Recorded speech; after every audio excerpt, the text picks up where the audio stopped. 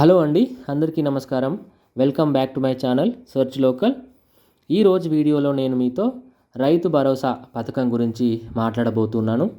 ఈ వీడియోలో నేను రైతు భరోసా పథకం కింద కాంగ్రెస్ ఎన్ని వేల కోట్లు మంజూరు చేసింది, ఇది ఎవరెవరి ఖాతాల్లోకి వెళ్ళాయి, రాని వాళ్ళు ఏం చేయాలి, ఈ ప్రాసెస్ అనేది ఎప్పటి వరకు జరుగుతుంది, వీటితో పాటుగా ఇంకా కొన్ని అప్డేట్స్ కూడా నేను ఈ వీడియోలో మీకు చెప్పబోతున్నాను. సో దయచేసి ఎక్కడ కూడా వీడియోని స్కిప్ చేయకుండా లాస్ట్ వరకు చూడండి.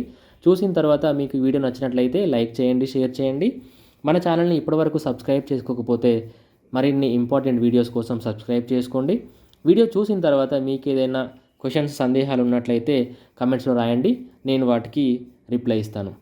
సో లేట్ చేయకుండా వీడియోని స్టార్ట్ చేద్దాం.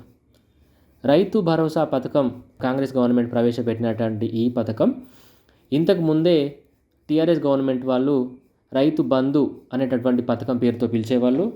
ఈ యొక్క రైతు బంధు పథకం కింద ఇంతకు ముందు ఉన్నటువంటి టీఆర్ఎస్ గవర్నమెంట్ వాళ్ళు ఎకరానికి 10,000 చొప్పున 2 విడతల లోపల ఇచ్చేవాళ్ళు. సో కాంగ్రెస్ గవర్నమెంట్ వాళ్ళు మేనిఫెస్టోలో మేము ఈ యొక్క రైతు బంధును 12,000 ఇస్తాము సంవత్సరానికి అని చెప్పేసి వాళ్ళ మేనిఫెస్టోలో పెట్టి ఎలక్షన్స్లో గెలవడం జరిగింది. గెలిచిన తర్వాత వాళ్ళు ఇచ్చిన మాట ప్రకారంగానే ఫస్ట్ విడత కింద 569 కోట్ల రూపాయలని 26th జనవరి రోజున వీళ్ళు ఆ ఖాతాదారుల అకౌంట్లోకి జమ చేయడం జరిగింది అని చెప్పేసి మనకున్నటువంటి అఫీషియల్ ఇన్ఫర్మేషన్ అండి. సో వీళ్ళు జమ చేసినటువంటి 569 కోట్లు అనేది ఎవరి ఖాతాల్లోకి వెళ్ళినాయి అని చెప్పేసి మనం చూసినట్లయితే వీళ్ళు మన తెలంగాణలో దాదాపుగా 32 జిల్లాల్లో 563 మండలాలు ఉన్నాయి. ఈ 563 మండలాల్లో మండలానికి ఒక గ్రామం చొప్పున వీళ్ళు ఎంపిక చేసి అందులో ఉన్నటువంటి అర్హులైన రైతులకు మాత్రమే ఈ యొక్క 569 కోట్ల రూపాయలని వాళ్ళు జమ చేయడం జరిగింది అని చెప్పేసి అఫీషియల్ న్యూస్. ఈ ఫస్ట్ రోజు రిలీజ్ చేసినటువంటి 569 కోట్లలో దాదాపుగా 4,41,900 రైతులు లబ్ధి పొందారని, దీంతో 4,48,000 ఎకరాలకు వీళ్ళు ఈ యొక్క నిధుల్ని సమకూర్చినట్లుగా తెలుస్తుంది.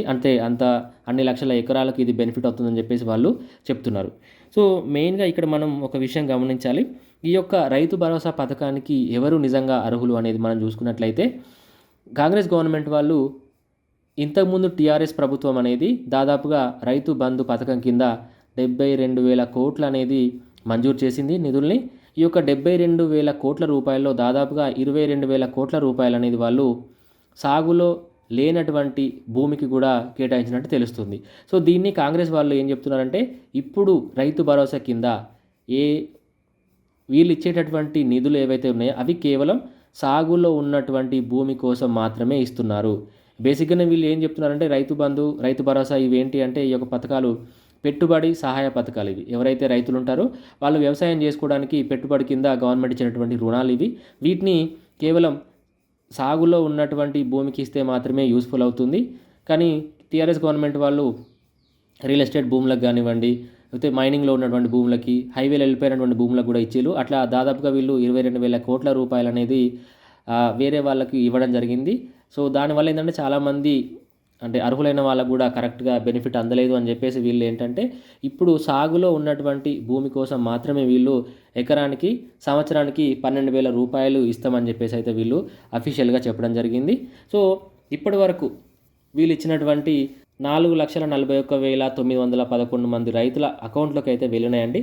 సో దీనివల్ల దాదాపు 9,48,000 ఎకరాలకు వీళ్ళ యొక్క పెట్టుబడి అందించినట్టు వీళ్ళు చెప్తున్నారు. సో కానీ మనం ఒక అఫీషియల్ లెక్క చూసుకున్నట్లయితే తెలంగాణలో దాదాపు 1,30,00,000 నుంచి 1,40,00,000 ఎకరాల భూమి అనేది సాగులో ఉంది. సో ఇట్లా చూసుకున్నట్లయితే దాదాపుగా వీళ్ళు 8 నుంచి 9,000 కోట్ల నిధులు మంజూరు అయితే చేయాల్సి ఉంటుంది.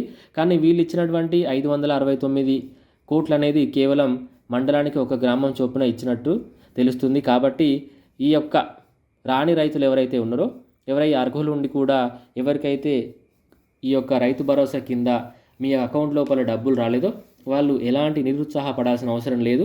ఎందుకంటే తుమ్మల నాగేశ్వరరావు గారు చెప్తూనే ఉన్నారు, ఇది ఫస్ట్ రోజు జరిగినటువంటి నిధుల మంజూరు. ఈ ప్రాసెస్ అనేది మార్చి 31 వరకు కూడా కంటిన్యూస్గా జరుగుతూనే ఉంటుంది. ఆ లోపల ఖచ్చితంగా అర్హులైనటువంటి ప్రతి ఒక్కరి ఖాతాల్లో కూడా రైతు భరోసా కింద డబ్బులైతే జమ అవుతాయని చెప్పేసి వాళ్ళైతే చెప్తున్నారు. సో రాని వాళ్ళు ఏం చేయాలి అంటే మీరు నిరుత్సాహపడాల్సిన అవసరం లేదండి. డెఫినెట్గా కొంచెం ఓపికతో ఉండండి. మీ అకౌంట్లో కూడా రైతు భరోసా కింద మొదటి విడతలో 6,000 అయితే డెఫినెట్గా జమ అవుతాయి. ఎకరానికి 6,000 చొప్పున వీళ్ళైతే జమ చేస్తారు. సో నిరుత్సాహపడాల్సిన అవసరం లేదు. మార్చి 31 వరకు వెయిట్ చేయండి. ఖచ్చితంగా మీ యొక్క అకౌంట్లో అయితే డబ్బులు అయితే పడతాయి. సో ఇదండి నేను చెప్పాలనుకున్నటువంటి విషయం. వీడియో మీకు నచ్చినట్లయితే ప్లీజ్ లైక్ చేయండి, షేర్ చేయండి. మన ఛానల్ని సబ్స్క్రైబ్ చేయకపోతే సబ్స్క్రైబ్ చేసుకోండి. Thank you.